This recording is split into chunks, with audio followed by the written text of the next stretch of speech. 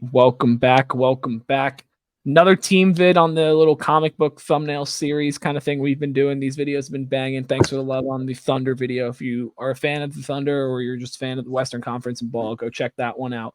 But we're here talking about the Dallas Mavericks, another team in the West that just is getting hot at the right time, a team that no one wants to see. We just did a power rankings last week, and we were saying this is one team that nobody wants to see. There was always questions with this team coming into the season, even at points during the season, but it seems like they've kind of got it figured out. But I want to hear your guys' thoughts on them first, and then we'll really get into all the nitty gritty. Special group. I said it on Tiers. Right now in the West, it might be the number one team I don't want to see. Just they're playing super good ball together. I love Luka's acknowledgement that Kyrie's the one. Kyrie's the Batman, he's the Robin. I think that's accurate and true. And they've been playing unbelievable team ball. Shit, I forgot to pick up my mic. My fault, gang. Obviously, Slim's probably about to touch on it and get into it. We'll get into it in a minute. But I mean, the trade deadline acquisitions, some of the best moves that any team in the league made. Especially within the past, I'd say like 3 seasons. I think that adding Daniel Gafford and PJ Washington allows the floor to be spread in a way that Kyrie can, be their, number one leader in regards to their offense, pulling up in transition. Luka's the leader of the offense. Let's not push. Oh, that's not what your so-called leader said. Okay, and he's obviously because it's what you say to be a good teammate. But and they're Luka, both 1A guys, so. And Luka is doing his thing. No diss to Luka, but what really makes the Mavs so threatening is their depth. And I had a conversation with the dude, you know what I'm saying? And I was saying that Luka or the Mavs played OKC a couple weeks ago, and Luka was out for that game. And we know OKC has been 1, 2, 3 seed, for the majority of the season. And to not have Luka in that game, I said it's a big step up for Dante Exum to be able to perform and as well as he does and play defense and be able to knock down the three.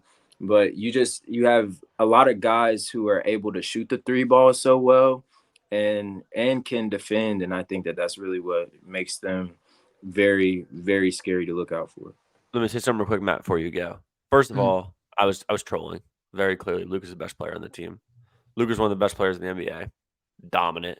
Could take control of the game at any time. They got guys who can close games. They got guys who can defend. They got guys who can perimeter defend. They got guys who can interior defend. Last 10 games, top 10 defense. That'll win you a championship. Need to add That's all you need. It doesn't need to be 1 or 2. Like, just get in the mix. But as much as I was trolling, Kyrie's playing great ball. Yeah, no, it was one of those things that last trade deadline, especially how the season ended last year, we were all kind of like, oh my God, this is gross. Like, I don't like this at all. I remember that. Fell out of the play-in completely. Like, it was really bad. But then you get to see now this season, it's gone in waves, as I said before. But right now, post All-Star break, all that stuff, they're 10th in defense. And I think the most underrated thing is because Luka and Kyrie have both been having great individual seasons and like they've played great and it's definitely impacted winning more than it did last season, which isn't saying much. But the key really to me is this center rotation. In the past seasons, you're playing Dwight Powell 24, 30 to 30 minutes. Like that can't happen. So now you get Daniel Gafford, one of the 5 or 3 most efficient players in all of basketball history, like legitimately, while also getting decent rim protection from him and solid rebounding. Well, you go, okay, off the bench, then you get Derek Lively, who's basically doing the same things. He's just a little taller, can't really create on his own as much, but still he's giving you the production. Together, I think they're averaging like 24 points and like 18 rebounds or something, or 16 rebounds. Like, that is consistently, they play a total of 42 minutes combined. So you get 6 minutes with your little closing or your small lineup if a team goes small against you, which I think plays a little bit into the Mavs' favor in some moments, depending on the team. But then you also have the ability to get big and guard the bigger players, which you need to be able to do out in the West with an Anthony Davis, with a Jokic out there, like, or a Sabonis. Like, there's a lot of guys that just you need to be able to mix and match and play, and being able to have both of those bigs giving you the production that they are is just super important for the Mavs. And I think it's a reason that we've seen them catapult themselves into that top 10 defense, which before that they were 21st. So you're not winning a championship with the 21st ranked defense. You're just not. No matter how good you are offensively, you're not. The offensive scheme they're running reminds me of using a player like a Clint Capella or like a Zubats or like Claxton briefly on the net, where you got guys who can penetrate the paint and throw that little dump down lob for the flush. And you need guys who can come, be bouncy, get rebounds, like you said, play pretty good defense, like you said, but also guys to run that pick and roll and catch that dump down lob from the weak side. Those are free points. It creates more space for someone like Luka or Kyrie driving now that you know there's a lob threat behind you. So, and being able to kick it out, not just to Luka or Kyrie, but you got Josh Green over there. Like I said, Tim Hardaway.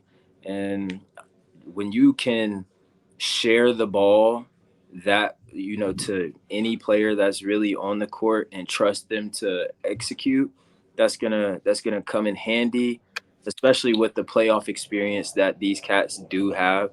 It's a problem. And it's prayers up, they stay healthy. You got guys who can make the last shot too. Yeah, they've just kind of rotated in and out. Like every time someone gets healthy, someone gets hurt. But I was watching the new LeBron and JJ Redick pod, and they were talking about it's so you haven't watched it? No, I was kidding. It was good. It's so good. But no, they were saying how Luka is like by far and away the most blitzed player in the NBA, which makes sense because he's unbelievable. The only issue with that is he can make all the reads. Like I'm just going to kind of reiterate what LeBron was saying, but he can make all the reads. So you double him at the wing. Okay, it's a dump down, it's a slip, it's something, right? But then you swing it to Kyrie on the other side. You don't want to let Kyrie go one-on-one. So then you're rotating like hell to run him off the line. And then now you're getting a guy, the reason that this team goes to the next level now is you have a guy like a Tim Hardaway who can bang 5-6 threes in a given night anytime you want. Dante Exum has been getting to hit threes. Like that's a guy you're going to live with. And that's the lesser of the two, like out of the three evils, you just have to live with that. And if they beat you, all credit to them. And they've been doing it consistently enough to the point where it is beating you. Derek Jones Jr., another guy who's spaced the floor great for them. And then even when that's not there, if they somehow rotate through all of that, you drive and you throw a lob to Derek Lively or Daniel Gafford. Like it's just the offense is just PJ will go up and get that mug. You know what I'm saying? Like, exactly. Like it's just so unguardable, especially if you're going to go and double. And you can't let Luka go one-on-one because the last time we saw them let go one-on-one for the whole game was when he dropped 73 on the Hawks. So, also, you can tell that he's happy. Sorry. Which this may or may not be what'd you say? Oh, sorry. Sorry. This may or may not be the first time in his career that he's real happy with the roster around him, or at least it feels that way. And that reflects in the way somebody plays. He's locked in. He feels real good about the moves they kind of made, and he's real happy with his co-star. And that kind of stuff carries you night to night, not being frustrated. Like, for example, I think that's a reason a lot of teams lose games. Like the Nets are in that group where I think you got guys that could win, and you just keep losing and losing and losing. You get frustrated. Being happy with your team and knowing you guys have potential and knowing you got good guys in the locker room really propels you to get W's and keep playing your hardest. 100. And a coach that pushes you to do so. I think that for that cast, I think that Jason Kidd is a great fit for those guys and coaches them really well to stick together, stay strong, push through those moments, and execute. That's what it comes down to. And you don't want to see them, like I'll continue to reiterate, you don't want to see those cats in the playoffs. Like they could coach. Big players coach. I could play the game or coach it on like Jason Kidd. They could get all the way to the 4 seed. They're 2 or 3 games back. I'll double check right now, but like that's in grasp, and it's entirely likely. They play a lot of Western Conference teams down the stretch. I'll pull it up right now, but they're 2 back of the 4 seed right now, 1 back of the 5, and they're half a game up on the 7. So right now, sitting in the 6 seed, pretty. And I think like they have the chance, like based on the way they're playing, 5 straight, 9-1 in their last 10. Like this team is playing really good ball at the right time. I think that's the most important thing. We've seen teams kind of flail out toward the end of the season or get really hot in January, February, and then the All-Star break comes and it seems like they've never touched a basketball court like again. Like this team's getting hot at the right time, and that's basically all you want. You want a team that's shooting hot at this point.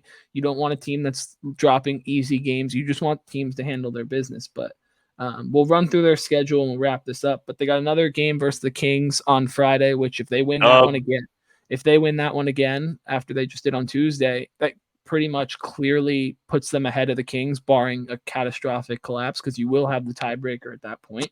Then you got the hottest team in the league besides the Mavericks, which is the Rockets, which we're also doing a video on that came out. So go check that one out. But when you got the Warriors twice and the Rockets again, but like you're playing all the teams that are flirting with your position. I mean, a little bit lower, but still, like these are games that you should win. And there's a couple games in there where they're easy cakewalks that you just have to handle your business. And if you can do that, this team has a chance to get to the 4 seed. And if it gets to that point, man, this team might win it all. Seriously. They got a cohesive squad right now. Everybody's playing the right way, and it's rare for them to have collaborated so recently and kind of finished building that roster they've been trying to put together for them to be playing this well together. And shouts out to Mavs, dude. Yeah. Mark Cuban just reinvested. Facts. Shout out Mark Cuban, big bad, man. Like, comment, subscribe, and we'll see you guys next time.